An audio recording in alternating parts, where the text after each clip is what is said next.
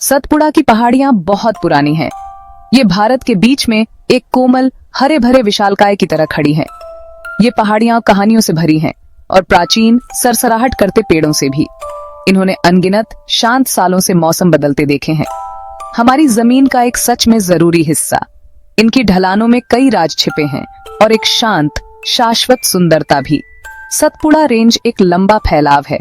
ये पूर्वी गुजरात से शुरू होती है, आप देखें, फिर ये धीरे धीरे महाराष्ट्र के बड़े मैदानों और मध्य प्रदेश से होते हुए पूर्व की ओर जाती है। अंत में यह छत्तीसगढ़ पहुंचती है। राज्यों के पार एक हरा रिबन। ये पहाड़ियां कई जगहों को जोड़ती हैं और कई अलग अलग लोगों को भी। एक शांत चौकस उपस्थिति।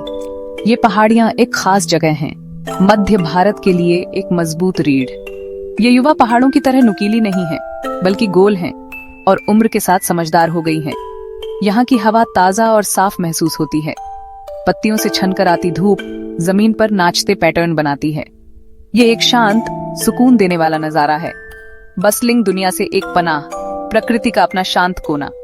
सदियों से ये पहाड़ियां खड़ी हैं, जमीन की एक शांत रक्षक। इन्होंने साम्राज्यों को बनते और बिगड़ते देखा है और नदियों को धैर्य से अपने रास्ते बनाते भी। हवा यहाँ पुराने गीत गाती है, बांस और साल के पेड़ों से होकर। जीवन धीमी गति से चलता है, पत्तों की सरसराहट और अनदेखी चिड़ियों की आवाजों के साथ। सतपुड़ा रेंज देखती रहती है। सतपुड़ा की कोमल घाटियों में कई महान नदियां जन्म लेती हैं। नर्मदा पश्चिम की ओर बहती है, गहरी घाटियों और हरे भरे जंगलों से घूमती हुई, जब तक वह अरब सागर से नहीं मिल जाती। ताप्ती, उसकी बहन, लगभग समानांतर बहती है और वह भी समुद्र में मिल जाती है।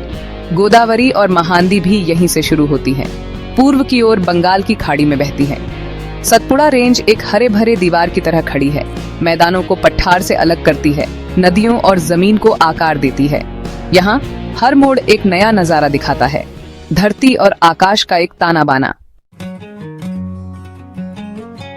सतपुड़ा के जंगल बहुत प्यारे हैं, ऊंचे सागौन के पेड़ों से भरे हुए हैं और मजबूत साल के पेड़ ऊंचे ऊंचे पहुंचते हैं। जब धीमी हवा चलती है तो बांस के जंगल फुसफुसाते हुए राज बताते हैं।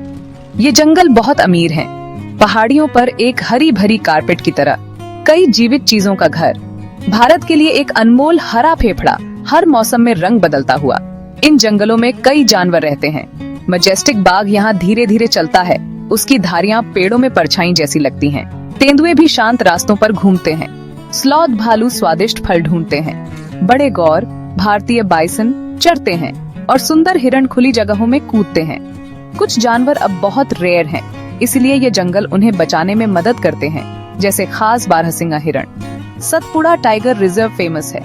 लोग सतपुड़ा घूमने आते हैं। कूल हिल स्टेशन है, जैसे पचमढ़ी, जो ऊंचाई पर बसे हैं, जहां बादल अक्सर पहाड़ियों को छूते हैं। पुराने मंदिर पवित्र जमीन पर खड़े हैं, कुछ पेड़ों के गहरे अंदर छिपे हुए हैं। तीर्थयात्री प्रार्थना करने और सोचने आते हैं, प्रकृति और देवताओं के करीब महसूस करते हुए। इन जगहों में एक शांत हवा है, इतिहास और शांत विश्वास से भरी हुई।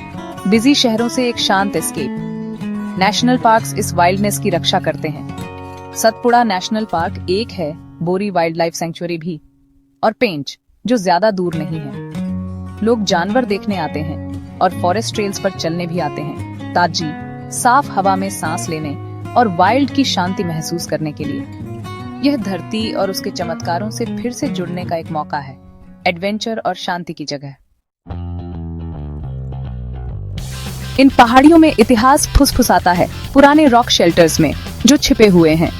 पुरानी पेंटिंग रोजमर्रा के जीवन, शिकार और जानवरों के दृश्य दिखाती हैं।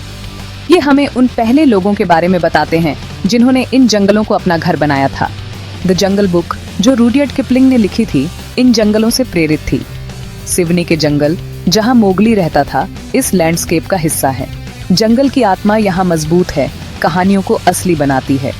लोग जंगलों के करीब रहते हैं, उनका जीवन पहाड़ियों से जुड़ा हुआ है। वे प्रकृति के तरीकों को समझते हैं, जंगली जीवों के साथ रहते हैं। सतपुड़ा रेंज अनमोल है, भारत का एक सच्चा छिपा हुआ रत्न। हमें हमेशा इसका ख्याल रखना चाहिए, हर समय के लिए एक ट्रेजर।